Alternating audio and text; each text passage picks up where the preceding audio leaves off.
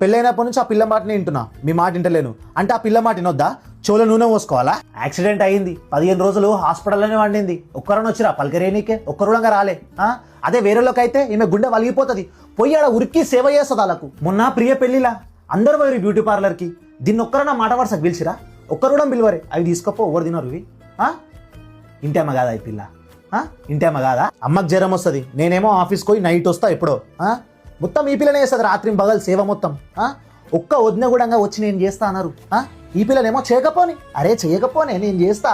అరే పిల్ల ఏం మాట్లాడదు, కానీ ఈ పిల్లదే తప్పు అంటారు. తిండి కూడా కొంచెం తింటది, అరే తినాలనే లేకుంటే బీపీలో అవుతుంది. నేను ఒక రోజు వదిన తిడితే మెట్ల మీద కూర్చొని ఏడుస్తుంది. నేను పోయి ఏమైంది, ఎందుకు ఏడుస్తున్నావు అంటే ఏం కాలే అని ఊడ్చుకొని వెళ్ళిపోతుంది.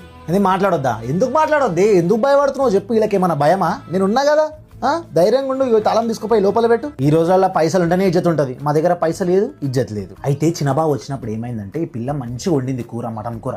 వాళ్ళేమో ముద్దుగా తిన్నారు, అబ్బా మస్తు వండినాం అన్నారు. అయిపోయి ఇక వదినలు, ఇద్దరు వదినలు ఈమె మీద కక్ష అయిపోయి ఆ రోజు నుంచి మాట్లాడతలేరు. ఇక ముఖం మొత్తం ముడుచుకొని అక్కడ పోతురు.